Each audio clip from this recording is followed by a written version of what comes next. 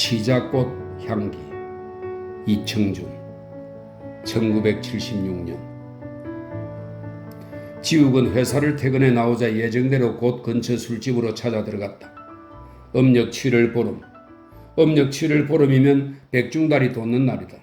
날씨가 청명해서 밤이 되면 달빛이 무척 밝을 것 같다. 지욱이 그의 친구 영진을 위해 아내의 옷을 벗기기로 한 날이었다. 이런 애당초 그 우물가의 치자꽃 때문이었다. 아내는 처음 지옥의 주문을 무슨 실없는 장난기에서 나온 농담 정도로는 알았던지 그저 대수롭지 않게 웃어 넘기려고 했었다. 당신도 주책이후? 지금 당신 나이가 몇인데 생각한다는 일이 기껏 그런 어린애 장난질 같은지 뿐이후? 친구 영진의 딱한 사정을 위해선 아무래도 그녀의 도움이 불가피하다는 지욱의 진지한 설득에도 그녀는 차라리 의의가 없어진 듯한 멍한 표정만 짓고 있었다. 하지만 지욱은 이미 그녀의 옷을 벗기기로 단단히 결심을 하고 있었다. 아내를 설득해 내지 않으면 안 되었다. 모두가 그 우물가의 치자꽃 향기에서 비롯된 값진 각성 때문이었다. 지난 봄 비좁은 시내 집을 팔아 제법 널찍한 강남 쪽 교외로 새 집을 한 칸 사들여 나왔을 때였다. 상수도 사정이 좋지 않은 집 뒷곁 쪽에 지하수 펌프 하나 박혀 서 있었는데 그 펌프 우물가에 서울에선 분화초로나 볼 수 있는 남도 치자꽃나무 한 그루가 정원수로 심겨져 있었다. 겨울 일기가 따뜻한 남도 지방의 식물을 전 집주인이 잘못 정원수로 옮겨 심어놓은 모양이었다. 아니 어쩌면 전번 집주인도 그 점을 알고 있었기 때문에 일부러 햇빛이 좋은 우물 쪽에다 바람막이까지 따로 만들어가며 특별한 정성으로 나무를 가꾸어 왔는지 알 수 없었다. 혹은 또 남쪽 어디쯤에서 이미 꽃눈을 맺은 뒤에 그 치자나무는 이른 봄철쯤 뒤늦게 그 집 뒤뜰로 자리를 옮겨 심겨졌을 수도 있었다. 지욱은 어쨌거나 그땐 별로 그런 일엔 큰 관심을 두지 않았었다. 치자나무는 남쪽에서밖에 꽃을 피우지 않는 건데 아마도 그 나무에선 꽃을 볼 수 없을 거라는 생각 때문이었던지 지욱은 그저 그런 치자나무가 한 그루 거기 심겨져 있나 보다 하는 정도로 무심히 지나치곤 했을 따름이었다. 전번 주인이 굳이 나무를 파가려고 하지 않은 걸 보아도 역시 꽃을 기대할 수는 없는 나무인 듯만 싶었었다. 한데 그건 오해였다. 날씨가 따뜻해지고 시일이 얼마쯤 지나다 보니 뜻밖의 그 나무 가지들 끝에서 수많은 꽃눈이 맺혀 올라오기 시작한 것이다. 그리고 그 꽃눈들이 무럭무럭 자라나 초여름의 더위가 시작되던 6월 하순경의 어느 날 밤 마침내 그 어둠 속에서 집안을 온통 진동시키는 꽃향기와 함께 밤 빨래처럼 새하얀 유백색의 꽃잎들을 환히 펼쳐 물기 시작한 것이었다. 그러자 지욱에게선 곧 이상한 일이 일어났다. 오랫동안 잊고 지내온 여자의 냄새가 그의 코끝에서 문득 되살아온 것이었다. 치자꽃 향기에 여자의 냄새가 묻어온 것이었다. 참으로 오랫동안 잊고 살아온 냄새였다.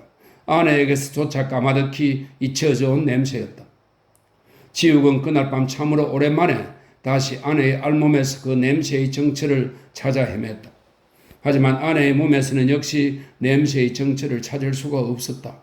당연한 일이었다. 아내의 냄새는 치자꽃 향기 속에 살아있을 뿐이었다.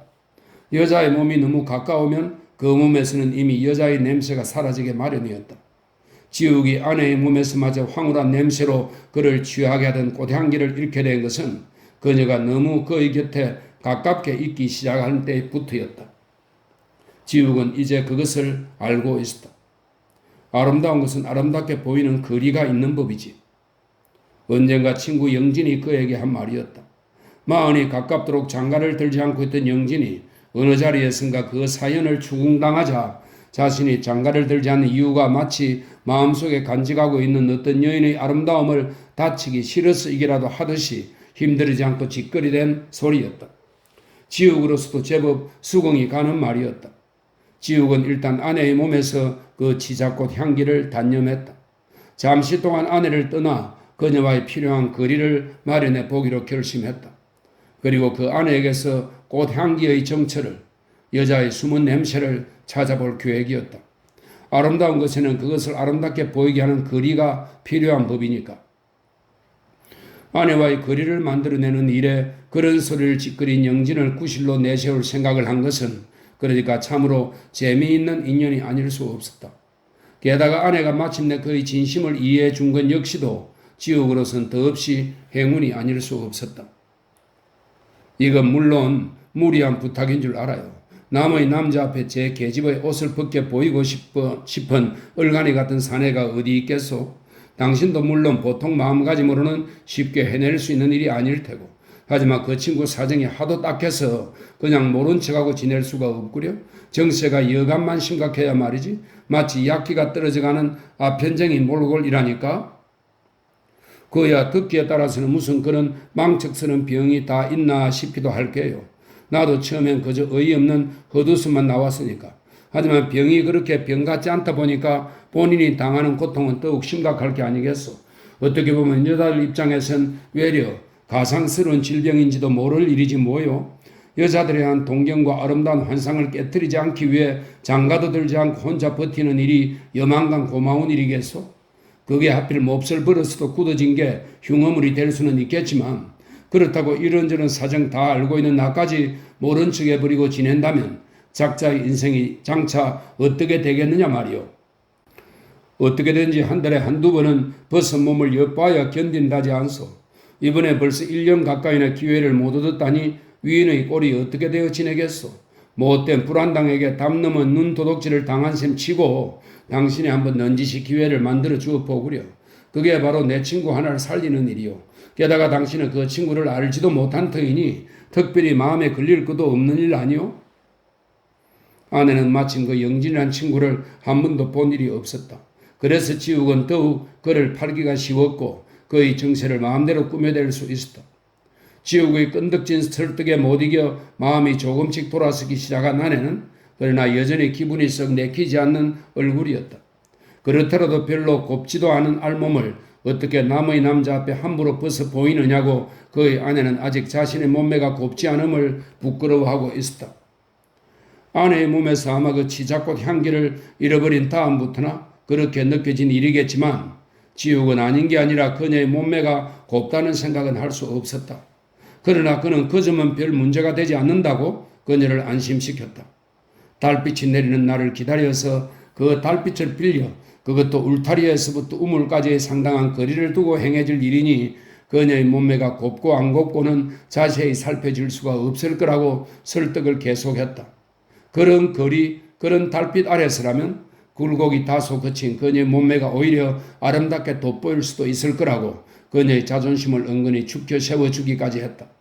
그리고 친구 영진에겐 그냥 울타리 너머 어둠 속에서 눈요기만 잠시 끝내고 돌아가게 할 테니까 지욱이 근처 술집 같은 데서 그 영진을 기다리는 동안 그녀는 굳이 누구에게 옷을 벗어 보인다는 생각으로 부끄러워할 필요도 없이 그저 약속된 시각에 여느 여인들처럼 우물가에서 잠깐 달빛을 받으며 밤 목욕을 끝내고 들어가 주기만 하면 된다고 거듭 다짐을 주었다.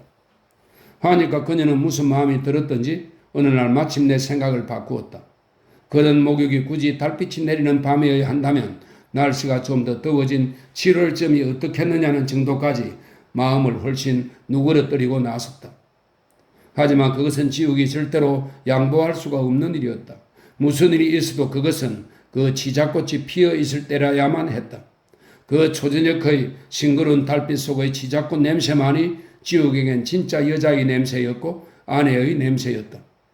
지욱은 영진의 딱한 사정을 빌려 막판 설득을 계속했다. 그리고 그렇듯 강고간 설득 끝에 그의 아내는 결국 그 남편의 불행한 친구를 위해 마지못해 그러나 사실 어찌 보면 뜻밖일 만큼 선선히 마지막 결심을 해 주었고 그리하여 그녀의 값진 노력을 보탤 날짜와 시간을 약속하기에까지 이른 것이었다. 아내가 목욕을 나오기로 되어 있는 9시가 아직은 1시간도 더 남아 있었다. 하지만 지욱은 이제 그쯤에서 자리를 일었었다. 시간이 늦어 허둥대기보다는 1-20분쯤 미리 집 근처까지 길을 당도해 두는 것이 안전할 터이었다. 술집 문을 나서고 보니 2시간 가까이나 혼자 마시던 술이 어지간히 취해 올랐다. 알랄한 기분으로 그냥 버스를 올라타 버렸으나 술집에서부터의 어수선한 상념들이 그의 머릿속을 계속 어지럽혀 대었다. 저녁에 있을 일에 대한 기대 때문일까? 이날따라 그 어렸을 때부터의 치자꽃에 대한 기억들이 때도 없이 마구 지옥을 들뜨게 해댔다. 그것은 물론 친구 영진의 정체와도 깊은 상관이 있는 것들이었다. 그리고 그것은 언제부턴가 이미 지욱 자신에게서조차 서서히 영진의 잊혀지지 않는 추억으로 변해가고 있는 것들이었다. 지욱은 마침내 그 끈질긴 상념들에 자신을 내맡겨버린 채 창문에 머리를 기대고 눈을 감아버렸다. 영진이 그 치자꽃 향기를 처음 만난 것은 그러니까 어렸을 때의 그의 고향 마을 밤 우물가에서였다. 그 무렵 영진의 고향집 아래채에는 그의 누님 또래 동네 처녀들의 밤 숲방이 차려져 있었는데 영진의 누님과 동네 처녀들은 밤 술을 잘 놓지 않는 여름철에도 늘 그 방에 모여 자면서 온갖 장난질을 꾸며내곤 하였다. 그 중에도 그녀들이 특히 즐겨하는 장난질이 밤 우물 목욕이었다. 날씨가 그리 덥지 않은 날 밤이라도 사람들의 눈길이 뜸해진 자정녘이 가까워 오면 처녀들은 일제히 동네 우물가로 숨어나가 기들기들 웃음을 죽이면서 밤 목욕을 즐겼다.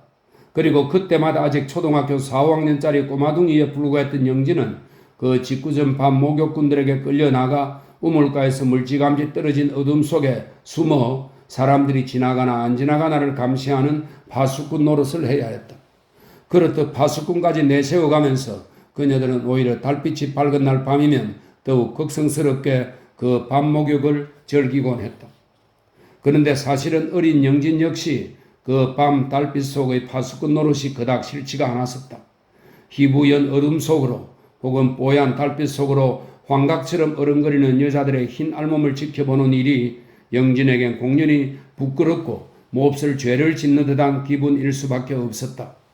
하지만 그는 자신이 우정 몸을 감추고 동네 처녀들의 알몸을 훔쳐보고 있는 듯한 그 불안스러운 조바심을 쉽게 떨치고 돌아설 수가 없었다. 그는 오히려 눈알이 아프도록 우물가의 알몸을 쫓으며 자신도 모르게 숨소리를 잔뜩 죽여가곤 했다.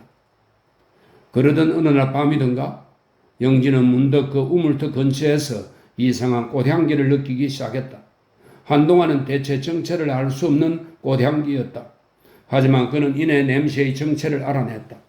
우물터에서 한참이나 더 마을 쪽으로 올라간 언덕 위에 하얀 치자꽃이 만발해 있었다. 달빛이 유난히 더 밝은 밤이었다. 그렇듯 달빛이 밝은 밤엔 우물가 처녀들의 키들거리는 웃음소리도 여느 때보다 조심성이 훨씬 덜했다. 달빛은 여인들의 아름다운 몸매를 위해 여인들에게 옷을 벗게 했고 치자꽃 향기는 다름 아닌 그 여인들의 몸냄새였다. 하여 영진은 이후 한동안 그 달빛으로 하여 더욱 은은해진 치자꽃 향기 속에 숨어 그녀들의 웃음소리와 뽀얗게 흰 알몸을 계속 넋을 놓고 지켜보곤 했다. 하지만 영진이 그 시절 벌써 그 치자꽃 향기에서 여자의 몸냄새를 함께 맡았던 것은 아니었다. 여자들의 알몸에서 그 치자꽃 향내를 맡았던 것도 물론 아니었다. 그것을 깨달은 것은 훨씬 더 뒷날의 일이었다. 영진이 진짜 여자의 알몸을 제대로 훔쳐 엿본 건 그러니까 아마 그 서울의 아현동 시절 그의 2층 하숙방 창문 뒤에서였을 것이다. 대학교 시절 아현동 뒷골목 영진의 2층 하숙방 창문 아래로는 미음자 모양의 조그만 한옥 뒷뜰 한 곳이 환히 내려다 보였다. 그 무렵 영진은 가끔 머릿속이 멍해질 때면 버릇처럼 그 창문 아래로 한옥의 뒷뜰을 멍청하게 내려다보고 앉아 있을 적이 많았다. 비가 몹시 심하게 내리던 어느 여름날 아침이었다. 영진은 웬일인지 학교가 가기 싫어 이날도 수업을 빠진 채 그 창가에 붙어 앉아 멍하니 빗줄기만 내다보고 있었다. 하숙생들이 모두 서둘러 방을 나가버린 집안은 온통 창밖을 스치는 빗소리뿐 오히려 엉뚱스런 상호의 정적이 짙게 고여들고 있었다. 창문 아래로 내려다 보이는 한옥 쪽에도 사람의 그림자나 얼씬거리는 기미가 없었다. 그런데 어느 참쯤 되어서였을까? 그 미음자형 한옥의 뒷뜰 쪽에 문득 기이한 일이 일어나 있었다. 22-20살쯤 되어 보이는 처녀아이 하나가 그 뒷뜰 시멘트 돛돌 아래에 망연히 빗줄기를 맞고 나앉아 있는 것이었다. 시로락이 하나 걸치지 않은 알몸의 여자였다. 전부터 가끔 얼굴을 본 일이 있는 그 집의 가정부 처녀아이였다. 주위가 조용해진 틈에 뒷곁으로 혼자 빗물 모욕을 나온 모양이었다. 잠깐 눈길을 비킨 사이에 일어난 일이었다. 하지만 그녀는 빗물로 몸을 씻는다든가 우물물을 퍼올려 몸을 끼얹는다든가 하는 일도 없이 언제까지나 그렇게 쏟아지는 빗줄기 속에 넋이 나간 사람처럼 무견히 사지를 풀고 나앉아 있었다. 앞집 유리창가에 가끔 사람의 눈길이 스치는 사실을 모르고 있었을 리 없으련만 그녀는 그 영진의 눈길조차 전혀 아랑곳을 안고 있는 눈치였다. 숨소리를 죽여가며 제풀에 긴장한 것은 오히려 유리창가에 숨어선 영진 쪽이었다. 그때 영진은 그 뽀얀 물보라를 일으키고 있는 세찬 빗줄기에 갇힌 여인의 알몸에서 이상스러운 기억을 되살려내고 있었다. 그는 그 세찬 빗줄기 속으로 여자의 알몸에 어려든 뽀얀 달빛을 본 것이었다. 그 달빛의 정적을 본 것이었다. 그리고 어디선지 그녀의 알몸을 맴돌고 있는 정체 모를 웃음소리와 치자꽃의 짙은 향기를 다시 맡고 있었던 것이다. 그런 일이 있은 뒤부터 영진은 버릇처럼 그 창가에 눈길을 숨기고 앉아 무심스레 비를 기다렸고 그녀의 벗은 알몸을 기다렸고 그리고 그 치자꽃의 향기를 기다렸다. 그야 한번 여자의 벗은 몸을 엿보고 난 사람이라면 그것이 얼마나 재빠른 버릇이 되어버리는가를 이해할 수 있는 일이 아니던가. 어쨌거나 아내에겐 모두가 그렇듯 영진의 경험으로 되어 있는 이야기들이었다. 들으는 일부러 아내에게 빠뜨리고 지나간 대목이 있었던 건 어쩔 수 없는 사정이었다. 하지만 아내에겐 대개 그런 식으로 병을 얻어 길러온 영진의 사정이었다. 그리고 이젠 지욱 자신에게 마저 그런 식으로 사정이 딱해져 있는 영진의 몰골이었다. 마흔이 가깝도록 결혼도 못하고 지내는 영진, 그 무기력하고 비들비들한 영진의 몰골을 생각하면 그에겐 사실 그 비슷한 내력 같은 것이 숨겨지고 있고도 남을 위험이었다.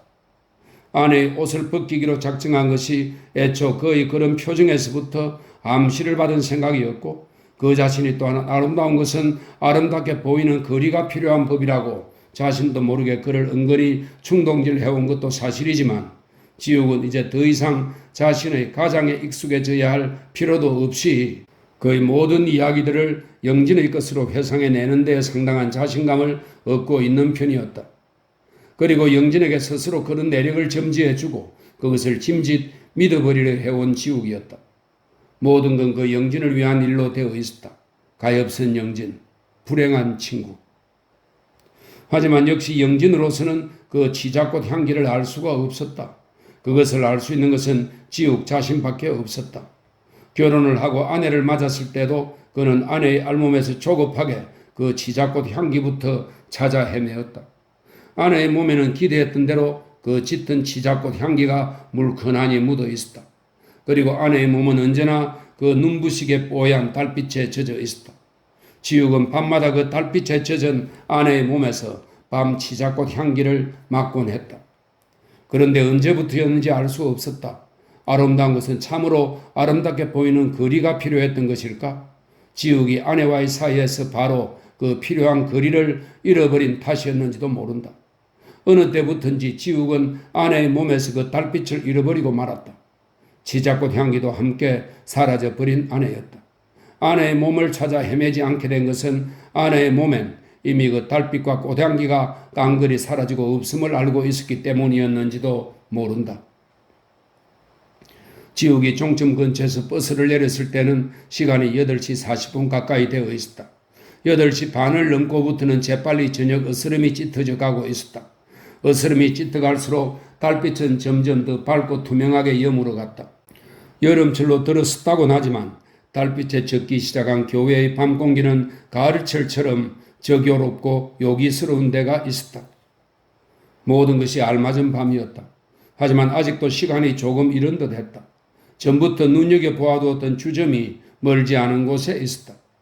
친구 영진을 집으로 보내놓고 그를 기다리는 곳으로 되어 있는 집이었다. 지욱은 좀 더 시간을 끌어낼 겸하여 그 집을 잠시 들러두는 것이 좋겠다고 생각했다.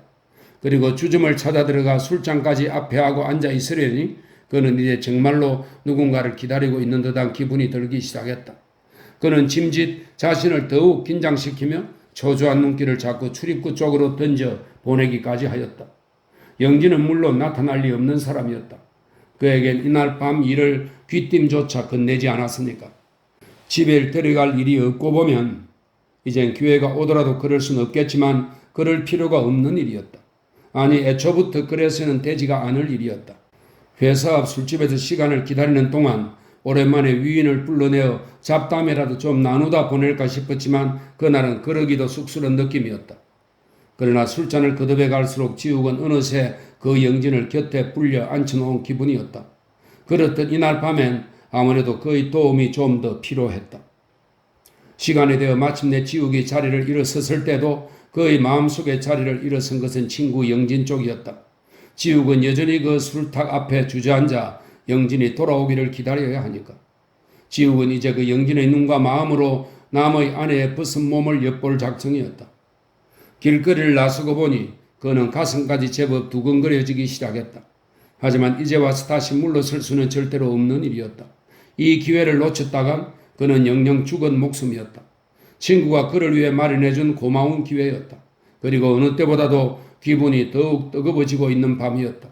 글쎄, 제 아내의 알몸을 친구에게 엿보게 해주는 녀석의 고마운 우정이라니. 그는 짐짓 눈물겨운 심경이 되어 그의 집 쪽을 향해 조급하게 발길을 서둘러 가기 시작했다. 그리고 저만큼 그의 집 울타리가 다가들기 시작하면서부터는 서서히 발소리를 죽여 그림자처럼 조심조심 뒷곁 우물 쪽 울타리 아래로 몸을 숨겨 들어갔다. 아내는 과연 약속했던 대로 벌써부터 밤 목욕을 시작하고 있었다. 고즈넉한 달빛에 젖고 있는 교외의 밤 정적 속으로 이따금 아내의 물기 얻는 소리가 자르륵 자르륵 무슨 흐느낌 소리처럼 조심스럽게 울타리를 넘어오고 있었다. 지욱은 뱃속까지 숨을 한번 깊이 들이마시고 나서 나지막한 자세로 울타리 넘어 아내를 찾기 시작했다. 아내는 역시 희로락이 하나 걸치지 않은 알몸으로 우물겨 치자 꽃나무 곁에 뽀얀 달빛을 받고 서 있었다. 달빛에 젖은 아내의 알몸은 짐작했던 대로 그 색감이나 곡선이 훨씬 부드럽고 유연해 보였다. 물을 끼얹을 때마다 잠시 달빛에 번들거리는 어깨죽지 근처를 제외하고 나면 그녀의 몸은 이상스럽도록 강한 흡인력을 가지고 몸 전체로 그 달빛을 빨아들였다간 형광물처럼 서서히 다시 피부로 쏟아내고 있는 것 같았다. 그녀는 별로 물을 자주 끼얹는 것도 아니었다. 물을 끼얹지 않으면서 그녀는 그냥 온몸으로 달빛을 빨아들이며 입상처럼 묵연한 자세로 환한 밤 치자꽃을 향해 서 있을 뿐이었다. 그러다가 생각이 난 듯 이따금 한 번씩 그 번쩍거리는 달빛을 향수처럼 어깨에서 조용히 씻어내리곤 할 뿐이었다. 비로소 그 안으로부터 훈훈한 치자꽃 향기가 지욱의 코를 찔러오기 시작했다. 그것은 물론 밝은 달빛으로 하여 더욱 흐드러져 보이는 그 샘가의 치자꽃으로부터 였을 터였다. 하지만 지욱에겐 그게 또한 여인의 밤 냄새였다. 그는 이제 그 아내의 벗은 몸에서 그것을 맡고 있었다. 그 아리도록 훈훈한 꽃향기가 지욱의 폐부 깊숙이 스며들어와 그의 의식을 서서히 마비시켜가기 시작했다. 그러던 어느 순간이었다. 울타리 너머 그의 아내가 비로소 그녀를 엿보고 있는 사내의 숨은 눈길을 알아차린 모양이었다. 그녀에게서 갑자기 예기치 않은 몸짓이 나타났다. 우물가 시멘트 바닥 위로 서서히 자신의 벗은 몸을 주저앉힌 아내는 한 팔을 뒤로 돌려짚고 두 다리를 비스듬히 세워 뻗은 자세로 다시 그녀의 양쪽 가슴을 호소하듯 둥그렇게 치솟아 올렸다. 그리고 그녀의 검은 머리채를 뒤로 내뻗은 한쪽 팔을 따라 길게 아래로 내려뜨려 묘하게 수줍고 유혹적인 자세를 만들어냈다. 그녀는 저녁 냉기도 잊은 듯 한동안이나 조용히 그러고 앉아있더니 이어구는 남은 한 손으로 천천히 물 바가지를 들어올려 자신의 몸에 우물물을 흘려 붓기 시작했다. 비스듬히 늘어뜨린 머리 위에서부터 어깨죽지로 그녀는 게으름에 기운 동작으로 조금씩 그렇게 물을 흘려 붓고 있었다. 그러면서 그녀는 마치 자신의 몸동작으로 그 물줄기를 몸 아래로 흘려내려 보내듯 그때마다 반쯤 올려 세운 두 다리를 번갈아가며 꼬아댔다 풀었다 하고 있었다. 무슨 어린애들 복은 체조를 하고 있는 것 같기도 하고 심통난 아이의 투정기처럼도 보이는 그런 이상한 몸짓이었다. 하지만 그렇듯 대담스러운 노출이나 몸짓에도 불구하고 그녀의 모습에는 여인들 특유의 은밀스러운 수줍음과 교묘한 유혹의 눈빛 같은 것이 깃들어 있었다. 그리고 알 수 없는 외로움기 같은 것이 깃들어 있었다. 그녀가 정말로 지금 그 울타리 너머 사내의 눈길을 의식하고 있는지, 그리고 그 얼굴도 모르는 사내에게 짐짓 그런 부끄러운 몸짓으로 은밀스런 유혹의 손길을 뻗쳐오고 있는지는 알 수 없는 일이었다. 하지만 지욱은 어쨌거나 이제 더 견딜 수가 없어졌다. 터무니없이 이마에선 땀방울이 솟고 있었다. 숨을 쉬기조차 어려울 만큼 가슴이 답답해져 왔다. 눈에서는 이상스러운 열기까지 돋고 있었다. 그리고 그 짙은 치자꽃 향내가 정신을 차릴 수 없도록 주위를 온통 진동해오기 시작했다. 그녀의 몸짓에 수줍음의 빛이 더해가면 갈수록 치자꽃 향기는 지욱을 더욱 못 견디게 주위를 진동해왔다. 어디선가 여인이 숨을 죽이며 키들거리는 웃음소리까지 들려왔다. 아! 그러자 지욱은 마침내 스스로 울타리를 떠나고 말았다. 자르륵 자르륵. 아직도 물소리를 그치지 않고 있는 그녀를 남겨둔 채 이번에는 발소리를 죽일 필요도 없이 울타리가에서 몸을 돌리자마자 재빨리 달빛 속을 뛰기 시작했다. 자신이 주문한 일이라고는 하지만 그 남편에겐 조금도 미안해하는 빛이 없이 남의 외간 남자에게 그토록 정성껏 옷을 벗어 보이고 있는 아내의 심사가 갑자기 얄밉고 원망스러울 지경이었다.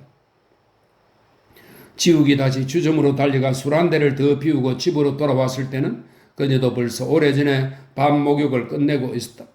그녀는 이미 가벼운 밤 화장을 끝내고 나서 얇고 부드러운 잠옷바람으로 그녀의 남편을 기다리고 있던 참이었다. 하지만 그녀는 지욱을 보고도 여전히 그 남편에 대한 미안스러움 같은 것은 엿보이지 않았다. 새삼 웬 수줍음기 같은 것을 머금은 눈초리로 말없이 지욱의 표정을 살피고 있을 뿐이었다.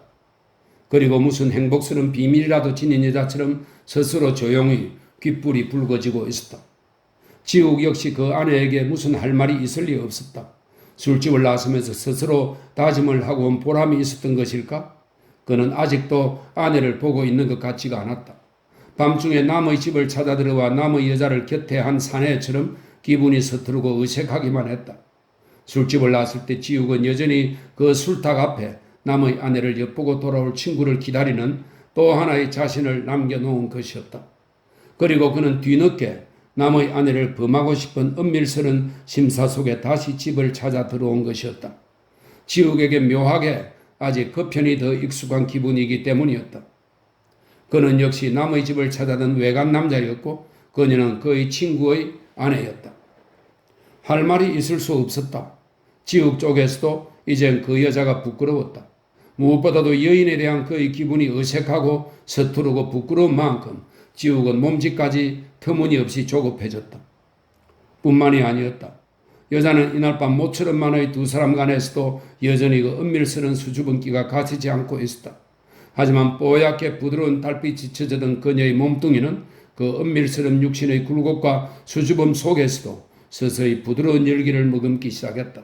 그리고 어느덧 그 알 수 없는 외로움기 같은 것이 말끔히 거쳐나간 아내에게선 오랫동안 잊혀져 있던 그녀의 치자향 몸내음이 다시 짙게 피어오르기 시작했다. 우물가의 치자꽃 향기가 아직도 그녀의 몸에 묻어 배어 있었다. 그 거룩한 치자꽃 향기가 이었고 오랜만에 다시 두 사람의 밤을 가득 채워가고 있었다.